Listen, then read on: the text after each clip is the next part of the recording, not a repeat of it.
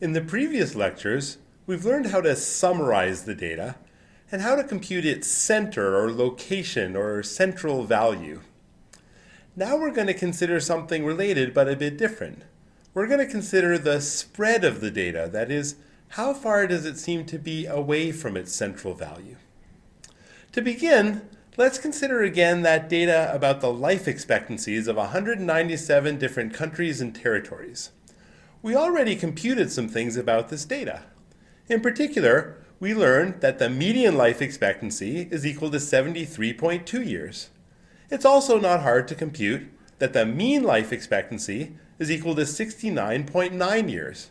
So these are two different measures of the location or the central value of the data. But now we say, what about the spread of the data? How far does it seem to be away from these central values? Now, one way to think about this is to consider the data's box plot, which we saw already and which is shown here. The box plot shows us various summary statistics, the minimum and the first quartile and the median and the third quartile and the maximum. So the simplest way to think about the spread of the data is to look at its range, that is, just take the maximum value minus the minimum value. In this case, the range is equal to 83.4 years minus 47.8 years, which is equal to 35.6 years. So this tells us that all of the data can fit into an interval which is of length 35.6 years.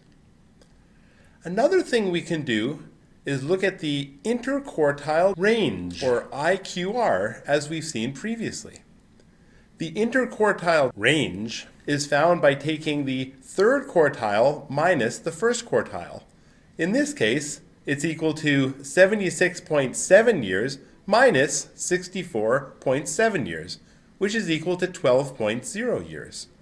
So we can also say that for this data, the interquartile range is equal to 12.0 years. This means that the middle half of the data can fit into an interval which is of length 12.0 years. So now we can summarize the spread of the data either by the range or by the interquartile range, and those are both nice ways to summarize the spread. But they don't take into account all of the data values. They just take into account certain summary values. What if we wanted to use all of the deviations of all of the data values from their mean? Well, we could just try adding up all of the deviations of all of the values from their mean.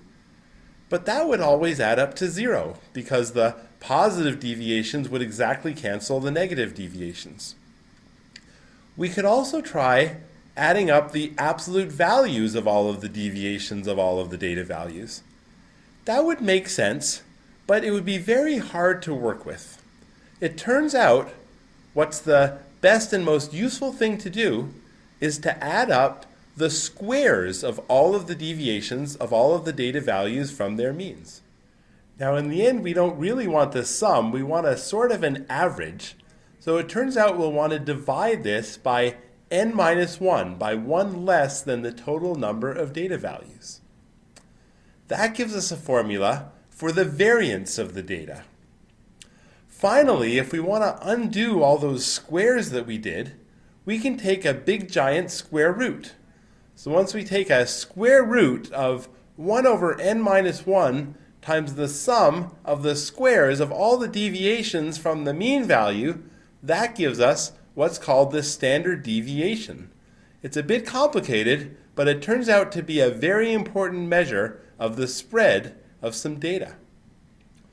Now you may be wondering, why did we divide by n minus 1 instead of just dividing by n and taking an ordinary average? Well, it turns out that dividing by n minus 1 is the best thing to do. In fancy language, it gives us an unbiased estimator of the population variance. All we need to know is it's a smart thing to do. Intuitively, we can think that the first value doesn't tell us anything about the spread. It's only the remaining n minus 1 values which say something about the spread, and that turns out to be sort of why we need to divide by n minus 1. In any case, Often n will be large, and then it doesn't really matter if you divide by n or by n minus 1.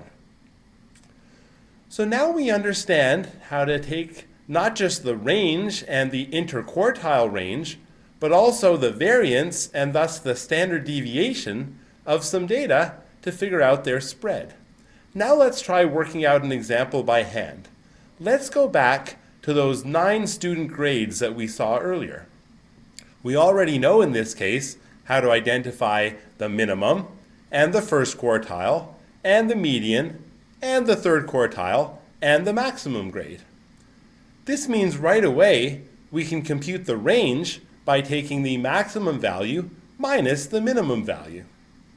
We can also compute the interquartile range by taking the third quartile minus the first quartile. What about the variance and the standard deviation? Well, for starters, we have to compute the mean by adding up all 9 of those numbers and dividing them by 9, which is the total number of numbers. That gives us the mean value. Then we have to add up the squares of all the deviations from this mean value, divide it by 8, which is the number of numbers minus 1. That gives us the variance. And then finally, we need to take a square root in order to get the standard deviation. So in this case, in addition to saying that the range of the grades is 25 and that the interquartile range is 14, we can also say that the standard deviation is equal to 9.3. We'll be working more with these different measures of spread as we go along. For now, let's consider one last example.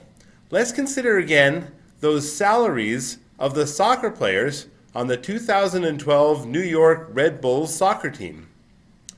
We already computed that the median of these salaries is about $112,000, and the mean is about $518,000, which is a lot higher. We also considered trimming the data and said that if we eliminated the 2 highest and the 2 lowest salaries, then the median would stay exactly the same, but the mean would be a lot less, now just about $128,000. Let's stick with this example and see what it tells us about measures of spread. Here's a chart which shows for both the original data and the trim data various quantities. We can see that the range changes tremendously from over $5 million with the untrimmed data to just $268,000 with the trim data. One thing we can consider is whether that measure is robust or resistant to outliers. Certainly the answer is no, because the range changes tremendously if we remove a few outlier values. The interquartile range, on the other hand, is rather different. It's $150,000 for the full data and $146,000 for the trim data, almost the same. So we can say it is resistant to outliers. It is robust. Finally, we can consider the standard deviation that we just learned how to compute, and it's kind of complicated. We can also see that for the original data, the standard deviation is well over $1 million, but for the trim data, it's only $84,000. This says that the standard deviation is also not robust or not insensitive to outliers. So where does that leave us? We've now introduced 3 different ways of measuring the spread of data. First, we have the range, which is just the maximum value minus the minimum value. It's quite simple and often quite useful, but it's also not robust, and it's very sensitive to outliers or extremely large or small values. We also have the interquartile range, which is much more robust and in some ways a better way to measure the spread of data. Finally, we have the standard deviation, which is not robust to outliers, and it's quite complicated to compute, and yet it's going to turn out that that will be an extremely useful measure of spread for us. So there you have it, 3 different ways to measure the spread of data.